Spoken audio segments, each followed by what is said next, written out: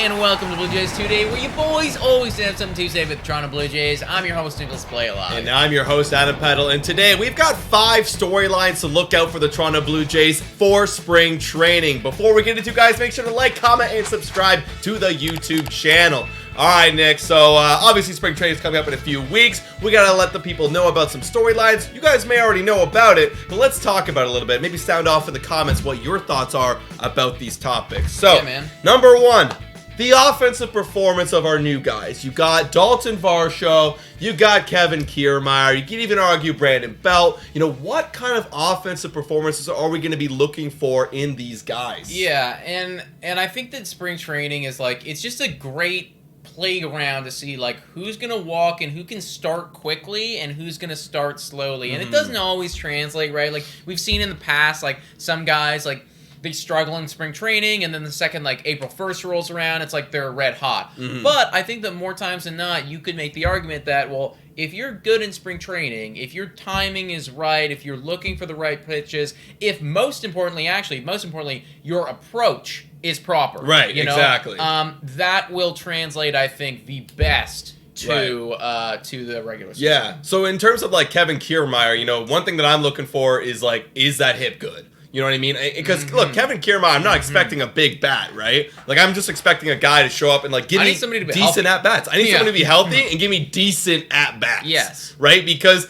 I can't have him getting injured and swinging at garbage like Bo Bichette does. Yeah. You know, give me something down in that 9 spot. Yeah, exactly. And I really want to watch these guys, too. And maybe, I don't know if we're going to get a full sense in spring training, because a lot of times, you know, you guys know, like, pitchers in spring training, they're kind of just focusing on one thing. They're not giving you their entire arsenal, which is too bad, because I want to see what type of pitches the whole offense is going to receive as a whole. Right. And what I mean by that is, like, in years prior, we've gotten into this rhythm where it's like, slider away, slider away, slider away. Because we're so right-handed heavy. Because we're so right-handed heavy, right? But it's like when you do the left-handed and you got the right-handed, you do the left-handed, you go bounce back and forth. I want to know how pitchers are going to attack this offense, and then if those left-handed batters, like, how are we going to adjust to that? Like, right. I just want to watch some pitchers might go about that way. I mean, some pitchers might just need to work on their curve or their slider or maybe their fastball command. It all depends, but that's why you can't really take spring training too seriously in terms of the numbers. Right. But it is, you made a good point of it. It is important to look at the at-bats that we're getting for Varsho, because I don't know about you, some people may have watched Varsho over on the West Coast, but I haven't seen this guy in a game just because we don't watch Arizona Diamondbacks. Well, that's the thing, right? It's like I'm hearing a lot about this power, which is great. Right. I love the power. But I need you to have a higher batting average too, right? Because I think he flirted with what, 240 last year, 250. Yeah. Ideally, we're in the 250, we're in the 260 range, right? So what is that approach like? Alejandro Kirk, for instance, you know that you're going to get an elite approach from him every single time. Is it similar to that?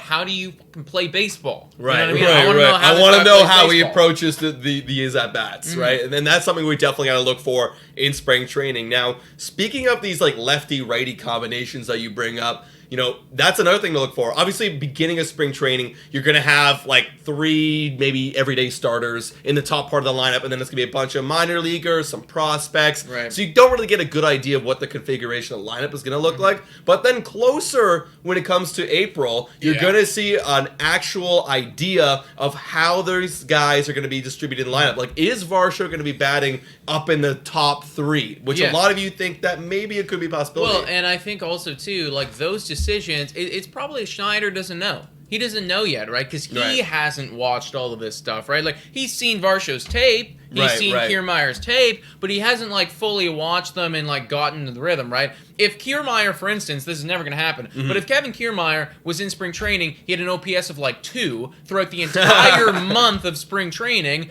maybe he doesn't bat 9th anymore. I still think he bats 9th. He's got it. If he's hit, like, 15 home runs, you know what I mean? It's like if he's just red-hot craziness, right? You're number 2. Exactly, you know? So it's like, if these guys come out and they're performing really well, that will actually, I think, dictate as well how the lineup is going to work. Now, it's not going to be the be-all and the end-all, but I mean, again, if Varsho comes out, like, sizzling hot right now, that's the guy. That's definitely going to have a lot more sway of, maybe he does bat fourth, maybe he does bat second, who knows, right? We're going to learn that as the whole spring training develops. Absolutely. I mean, I can't even agree more, because that's a lot of, we made a video a little bit earlier, that's a lot what a lot of people were talking about when we were projecting the lineup, is they think Varsho could bat second, and I don't think you guys are wrong at all. I think there is a realm, but that's something we got to look for as we get closer to that April deadline. In fact, I would argue that that's probably the best case scenario. Yeah, if he's batting second, that means he's popping off. He's looking good. Exactly. Better than Bo Bichette. That's what it means. Most likely going to be the future of this team, too. I think when you trade for a guy that young with that much pop, you hope that eventually one day it's going to be Springer, then it's going to be Varsho, then it's going to be Guerrero, right? It's like that, I think, is the ideal scenario. And I wouldn't be surprised if, come May, that's what we're looking at. Right. But I think, if we want it to happen sooner, spring training is going to be key to see, well, how quickly can you start? How's Bo doing, too? Exactly. That's a big one. In this whole mix, is Bo going to be a little pissy individual right now? Like, is he going to start good? Or, like, how's this going to react? See, that, it wasn't even on this list, but let's talk about that. That's another storyline that I'm going to be looking for. Like, dude. How is he presenting himself? How is he carrying himself in his at-bats? What are the interviews like? Yeah, what are the interviews like? Sound? And is he focused? Because that's another thing, too. I mean, yeah, he's going to get the arbitration settled this week for sure. But, like, is he going to be focused in his at-bats? Last year, he didn't seem focused out of the gate. Right. Is he going to be focused out of the gate, giving quality ABs like he did in September? Because if he wants to get paid, he's got to do that. Yeah. That's the problem. That's why you're not getting paid at 7.5, Bo, is because you're not focused enough right from the get-go, right out of the gate. I agree, dude. And I feel with somebody like Bo Bichette, I mean, he is absolutely a streaky guy, and that's probably always going to be in his personality. He's just going to be a streaky guy. But he has the tendency, more than anybody on that team, to press when he wants a hit, when he feels like he's, like underperforming, when he looks up to the big screen and it says 220 on the batting average, he has the tendency to press, and it does not come across in a good way. Bo Bichette will have the best at-bats that you'll ever see ever, and then he will have literally the worst at-bats that you will ever see ever in the major leagues. And we have to hope that it's like his wanting to do better, because obviously he wants to do better. Of course. He's going to want to get paid. He wants to show everybody why Xander Bogaerts should not have come over here and why he's the man. But that needs to come across in a way that's controlled. Exactly. And that's what we haven't seen yet. And it comes down to the approach. I mean, just like we were talking about earlier with Varsho and KK, it comes down to the approach. Yeah. Are you chasing sliders? And maybe the lefty-righty combination is going to help him.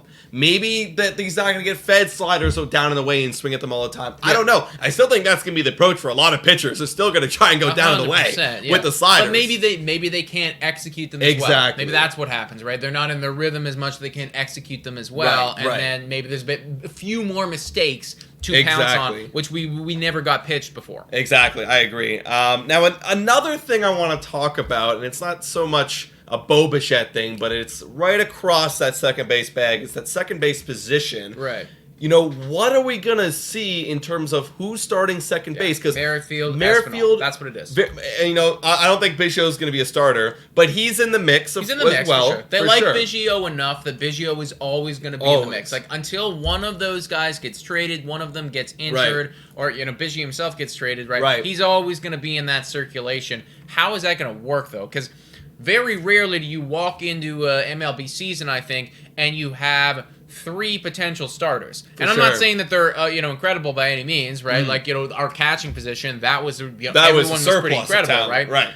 But, I mean, could Biggio start on the Arizona Diamondbacks? Sure. Well, maybe not, actually, because they have Ketel Marte. Oh, yeah. Could he maybe start he's in the outfield. on I don't know. Exactly. Could he start on another team? Sure, he could. With Merrifield, absolutely. Espinal, for sure, right? So it's like we're walking into a situation right now where there is kind of a logjam here. Everybody deserves the ABs, and that's the biggest problem, because as we were talking in a previous podcast, actually, that we just recorded, guys, is you need to have regular at-bats to get in your rhythm. Right. You need to get in time with what's going on. I don't think it's healthy for anybody to spend, 30% here, 30% on the bench.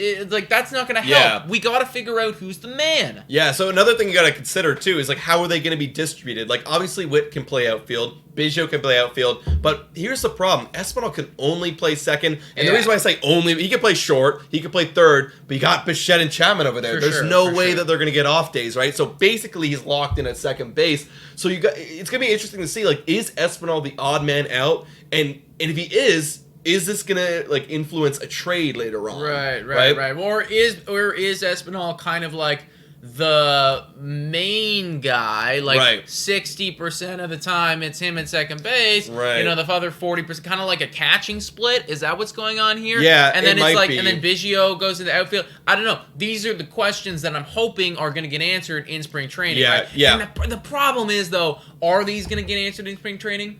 Because potentially by the end, maybe when we start to see how they're going to set the lineup in the last week of March, like you're going to see who's going to be starting. Yeah.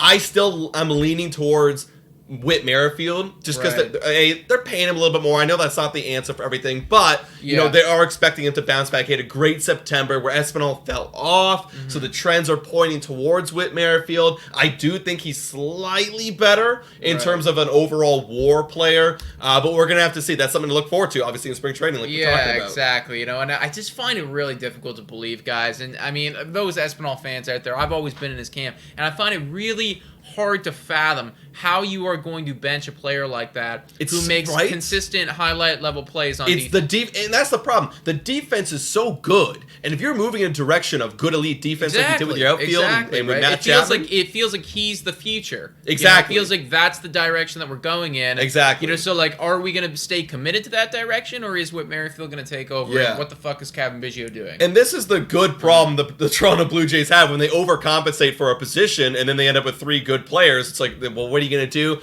This is some good internal competition. I hope it brings out the best in these players, even though they don't get consistent at-bats. We got to see. Yeah, exactly. Like, somebody win it. I'll love you either way. Yeah. I hope it's you, Espinal. That's what I'm sorry. I agree.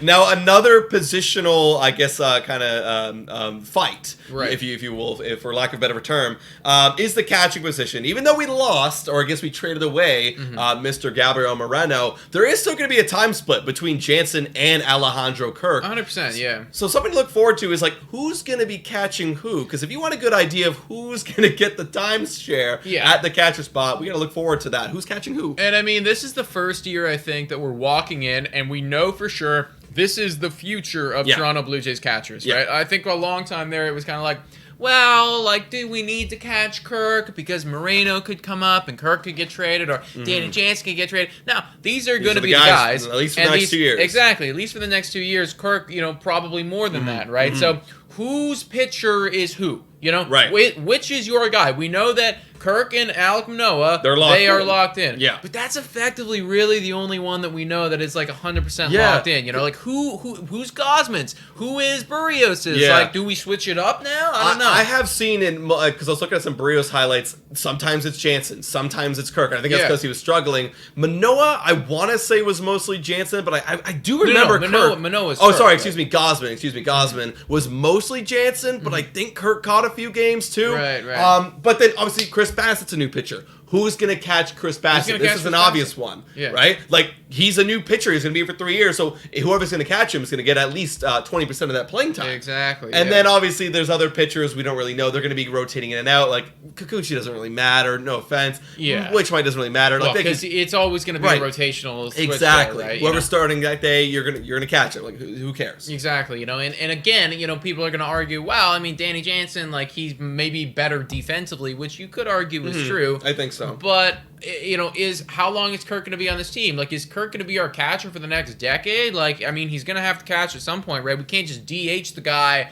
every single day and then, Danny Jansen catches all the time, right? It's like they're going to need to be like a solid split here. Yeah, and I think it's just in terms of playing time, I do think Kirk is going to get more playing time because of the DH spot. Yes, 100%. Like, again, same argument that we just made with Espinal. I cannot fathom a reality where you keep Kirk's bat out of the lineup. It's just, it can't happen, right? So it's the defense. Exactly. Other way, right? So yeah, Kirk will definitely be playing a lot. Who's going to be catching though? Yeah, that's something to look out for, guys. And then the final thing on this list, obviously it's spring training. You're going to get a bunch of prospects in the system coming up. So, I mean, I can go through all the names. Zuleta, Barger, Martinez, Tiedemann, and Sam Robert. So I know there's obviously other guys on this list to look out for, but those are kind of my favorite.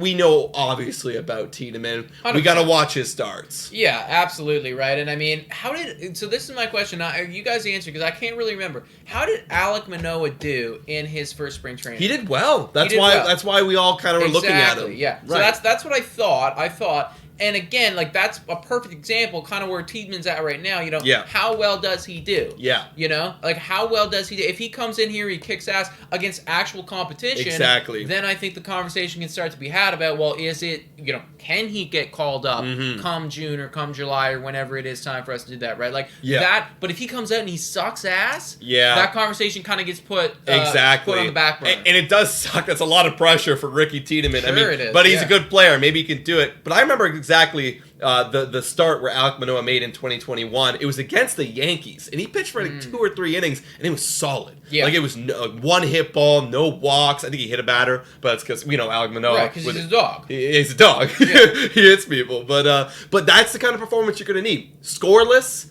maybe a couple hits. Yeah. No walks. Good strikeouts. That's what we got to see from Ricky Tiedemann. And there's obviously other players like Zuleta's an interesting name. Sam Roberts, we talked about him on this channel quite a bit. For sure. And then Martinez, or Elvis Martinez, we saw him last year, and he did really well. The rise and fall of Elvis Martinez, right? Like, but he's still a good player. I mean, last spring training, here's the thing: he actually did well. I don't think of the batting average per se, but I remember him hitting a home run, at least one home run, if not 2. If someone correct me in the comments, but it's like for me, that was like, oh, here's the pop. But that's exactly the kind of player he is. Lots of pop, not a lot of batting average. What's he going to show this spring training? I mean, similarly to a guy like Varsho, like what am I saying, right? It's like, show me the approach, right? It's like, yeah, you have a lot of pop. Where is the batting average? You cannot hit 202 or 203, whatever he hit in Double-A. Yeah. You can't do that, right? Like, I love that you gave us 30 home runs. That's incredible. That's crazy. You know, like, the potential there is massive. But who are you going to be? Miguel Sano? Yeah, right? It's like, we don't want that. Like, right. he doesn't, like, I don't want that type of player. Like, there needs to be some sort of consistency. Like, if you could eventually become a Kyle Schwarber, then great. That's phenomenal. Right. But even Kyle Schwarber still needs to hit 230. And he gets on base. Exactly. And he gets on base, too. So, Aurelvis Martinez absolutely has a lot of holes right now in his game. The biggest one being that he cannot get on fucking base, which is kind of important in the game of baseball. Where you need to get on base to score runs. So, yeah, Aurelvis Martinez is definitely going to be like a player. And I think as well, too, it's not just Blue Jays who are looking at him, but it's other teams. Right. Because this is trade bait at some point, right? For sure. If he comes out, we're playing the Yankees in spring training or whoever we're playing, right? He comes out, the Yankees hits 2 home runs off of them. Well, this is going to incline them a lot more to be like, oh, that's a nice guy right there. Right, you know? Not that we're necessarily going to trade with the Yankees, but still. Right, and maybe he will get traded, maybe he won't, but the fact is his value is going to go up. 100%. And if he starts popping off, it's good for us because then it's like, oh, if Matt Chapman goes, then, oh, here comes Aurelvis Martinez coming into third base. Because the value is lower than it's ever been right now. Right, yeah, he dropped. The value is low as hell, right? It's like, if you guys aren't aware, Aurelvis Martinez was on the top 100 prospects list. Now he's not. He is not on the top 100 prospects list anymore because, once again, if you hit 200 in Double-A, nobody is interested in you anymore. Yeah. You have to hit better than that in Double-A. You just need to. I agree, guys. So let us know in the comments down below, what do you think about these topics and these storylines to look out for in spring training? And is there any other storyline that we missed? You let your thoughts know in the comments down below. Also, please make sure to like, subscribe, $3 a month become a Patreon member. Shout out and thank you to every single one of these current Patreon members. You guys are awesome. And shout out to our YouTube members. If you want to hop in on both of them, then yeah, just send us all your money. And thank you so much for watching. And go Jays, go!